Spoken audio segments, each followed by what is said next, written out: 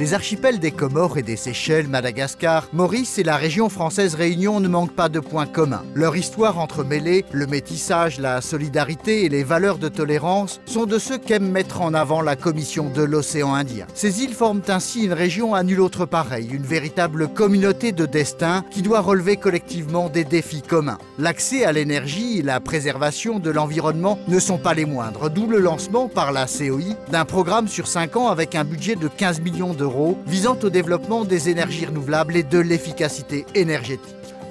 Le projet COI Énergie, soutenu par l'Union européenne, ambitionne de libérer le potentiel des énergies renouvelables dans nos pays au bénéfice de nos populations. Parce que ce projet va créer des emplois, générer de la croissance et surtout, il va contribuer à l'innovation et donc à la recherche. COI Énergie est en cela un authentique programme de développement durable qui mobilise de nombreux acteurs, à la fois du public et du privé, notamment à travers le cofinancement d'une vingtaine de projets de production d'énergie propre pour un montant total de 5 millions d'euros. Il y a aussi un grand volet de sensibilisation pour que nous tous, à la maison, au bureau, dans les entreprises et à chaque instant, nous devenions des consommateurs responsables d'énergie propre. Ceci, dans une optique d'efficacité énergétique, permet d'alléger les coûts pour les ménages tout en agissant pour l'environnement. Ce projet vise à aider les pays membres à avoir accès à des sources d'énergie modernes, efficaces, fiables, diversifiées et surtout renouvelables. Il touchera directement le quotidien de milliers d'hommes et de femmes de l'Indienne Océanie. Le potentiel de développement est là. Pour qu'il s'exprime, la COI coordonnera des actions s'inscrivant dans les stratégies existantes, lesquelles ont déjà permis des réalisations, comme à Madagascar, la centrale thermique BETC d'Anding, contribuant à l'électrification de zones rurales. Elle utilise comme combustible la biomasse. L'électricité est produite par la vapeur qu'on a eue avec le bois d'eucalyptus. L'eucalyptus, ici, ce sont des arbres. Quand on le coupe, et tout de suite, il se repousse presque deux ou trois fois de plus. On a utilisé aussi la déchet de la scierie. En fait, la centrale, c'est pour alimenter, donner de l'électricité aux petits villages à côté là. Et puis intégré par l'Union européenne avec la scierie. Actuellement, j'en ai une centaine de clients. C'est pour l'éclairage public, l'éclairage domestique. Et pour les épiciers, il y en a des réfrigérateurs, des congélateurs. Si le charbon produit dans les parties boisées de la Grande Île est encore le combustible le plus utilisé à Madagascar, les énergies fossiles contribuent à l'essentiel de la production d'électricité. Son développement passe donc impérativement par des sources renouvelables qui ne comptent actuellement que pour 1% du mix. Pour les pouvoirs publics, les défis varient selon qu'il s'agit de desservir les zones rurales ou urbaines. Heureusement, presque partout il y a de l'eau. Beaucoup d'eau et donc un potentiel hydroélectrique tout aussi immense. Dans l'électrification urbaine et industrielle, on a besoin d'augmenter la capacité de production par l'introduction des grands sites hydroélectriques qui vont jusqu'à 300 MW pour renforcer la capacité de production. Et dans l'électrification rurale, on veut dans les années à venir avoir 100% énergie renouvelable. On va exploiter les sites hydroélectriques des villages pour construire des micro-centrales hydroélectriques. On va exploiter le potentiel d'énergie solaire qui existe. On va exploiter le vent. Le vent, c'est justement l'option qui est en pointe en matière d'énergie renouvelable aux Seychelles. Et ce, depuis la mise en service d'une ferme éolienne. La ferme éolienne de Port Victoria est un ensemble de 8 turbines développant une capacité totale de 6 MW. Il est opérationnel depuis août 2013 et doit fournir 7 millions de kWh par an, ce qui permettra aux Seychelles d'économiser 1 800 000 litres de fuel chaque année. Cet équipement compte pour 2,4% d'une production d'électricité qui est, pour le reste, complètement dépendante des hydrocarbures. Afin de réduire cette dépendance, les pouvoirs publics réforment la politique énergétique en profondeur, en associant le secteur privé, ce qui correspond totalement aux orientations de la Commission de l'océan Indien. Premièrement, il faut permettre à tout le monde, tous les consommateurs, d'investir dans les énergies renouvelables.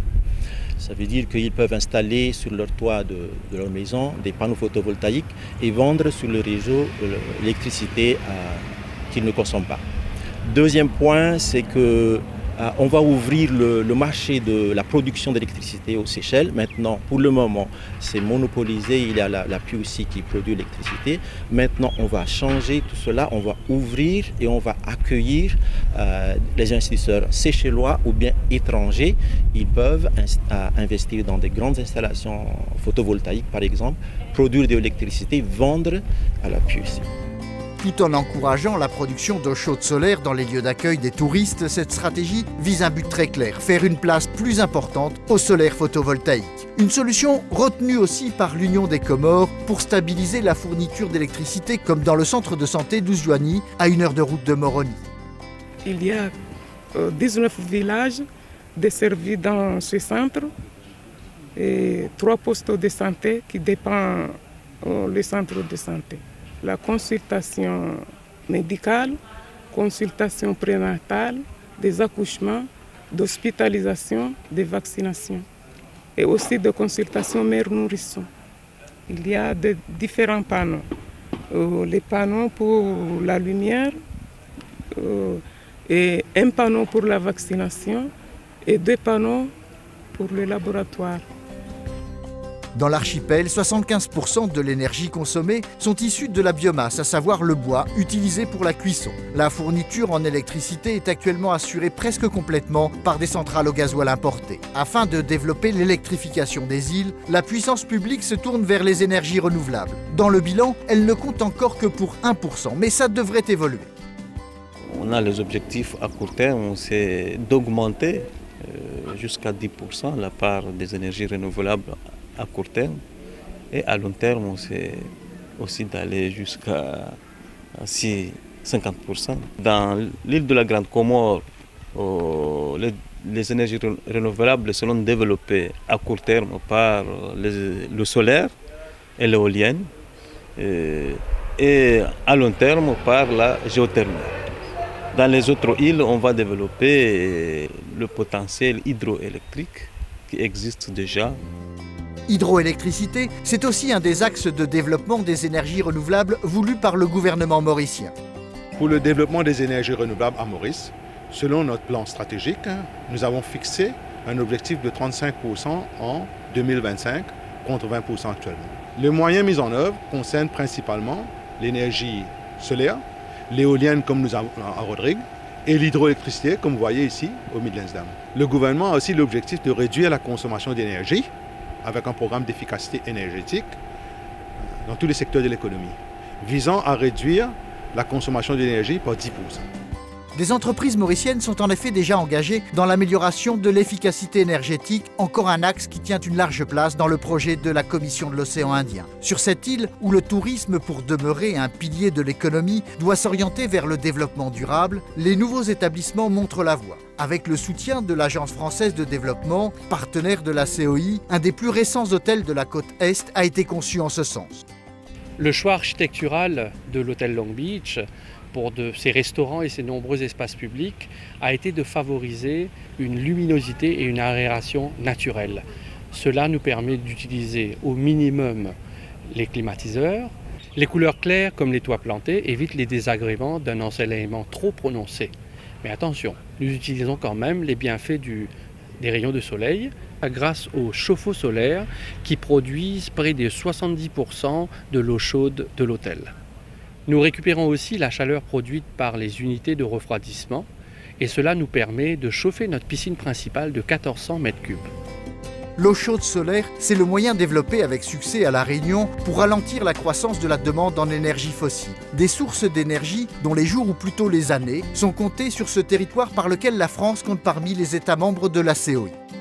La stratégie de La Réunion avec l'ensemble des pouvoirs publics et des entreprises, c'est à partir de notre mix électrique qui est aujourd'hui à 30% d'énergie renouvelable, d'aller en 2020 atteindre 50% de part d'énergie renouvelable et 100% en 2030. Cette stratégie, elle repose aujourd'hui sur des filières qui sont bien établies. 100 000 logements équipés en eau chaude solaire et 10 000 logements collectifs également.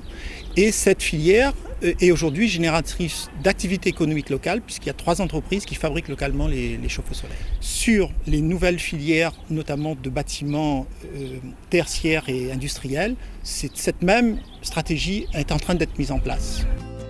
À La Réunion, les bâtiments publics comme les lycées, en intégrant eau chaude solaire, photovoltaïque et ventilation naturelle, montrent l'exemple. Mais le secteur privé n'est pas en reste. En matière d'efficacité énergétique, des expertises remarquables sont développées, par exemple par l'entreprise Corem, dont le siège social est un bâtiment à basse consommation, le premier ayant vu le jour dans un environnement tropical.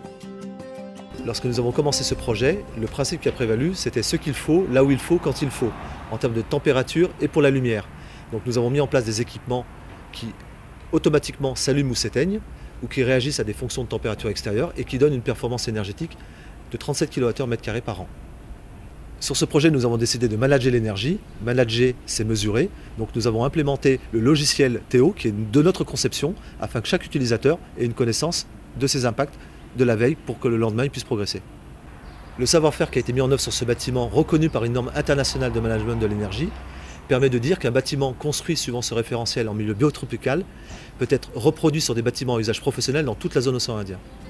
Cette proposition n'est pas sans rappeler les objectifs du programme de la Commission de l'océan Indien. Les objectifs de notre programme énergie renouvelable et efficacité énergétique, financé par l'Europe, sont très larges. Ils vont du développement des compétences à l'amélioration de la réglementation, à la création de labels et surtout à la sensibilisation bien évidemment et à la création de systèmes de production d'énergie renouvelable dans les îles. Cette création va passer par des appels à propositions auxquels nous l'espérons vont répondre les entreprises privées. Donc nous avons besoin du secteur privé et du secteur public pour mener à bien nos objectifs. La COI est un facilitateur et c'est de cette façon, en s'intégrant dans les dynamiques des îles, que nous réussirons à atteindre nos objectifs. En aidant les pays membres à réduire leurs émissions de gaz à effet de serre, mais aussi l'impact des chocs externes comme l'augmentation des prix des combustibles importés qui pèsent sur leur développement, la COI espère bien réconcilier économie et écologie. En cela, elle accompagne la marche vers un développement authentiquement durable dans l'Indienne Océanie.